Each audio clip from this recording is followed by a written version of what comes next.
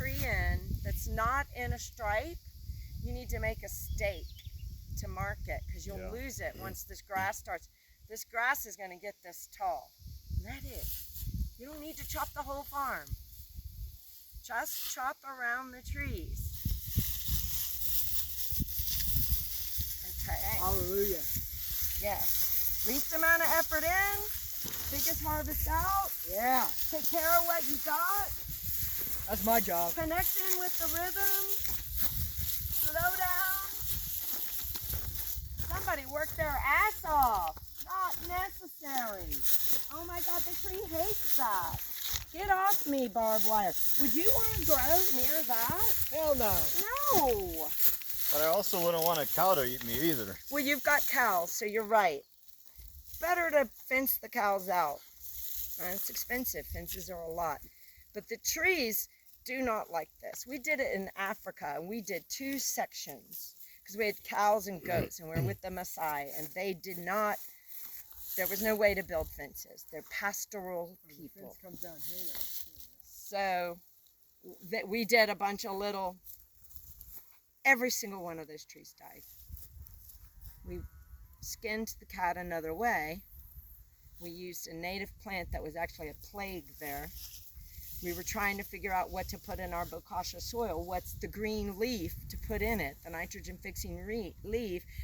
My colleague, who's a brilliant chick, she works for the United Nations now, did some research and discovered that the ipomea was nitrogen fixing. I was like, yeah, baby, here we are. So it was everywhere because it was deforested. The goats don't like the ipomea, neither do the cows. So we would look for chunks of ipomea and plant the tree in the middle of the plant they don't like. And all those trees grew. Amazing. And then when the shade came back, guess what went away?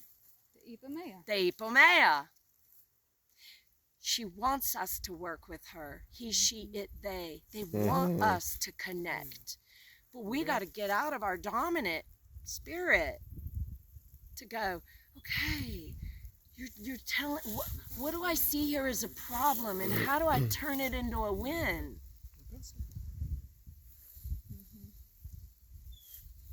And you're doing that here. So you've got this stream. We've got water here. We want to fix that. That's priority. You've got the cows. They're eating that down over there. That's good. That's good neighbor relations with your farmer as you move forward.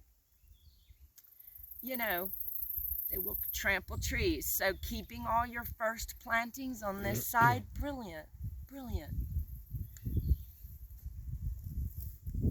Eventually, depending on what you're going to do with the cows and which neighbor this is, you know, there's probably a fence somewhere that they can rebuild, and you can even ask him if he'll do it. Hey, look, fencing is heavy duty Tico man work. I don't care how strong and awesome you guys are.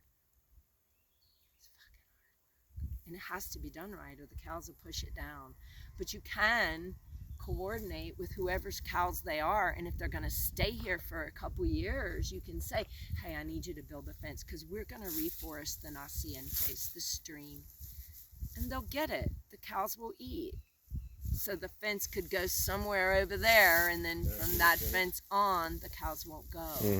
On the other side of on the other side of the stream, and a good 10 meters away from the stream, so that you can actually do 2 swaths of trees along the stream.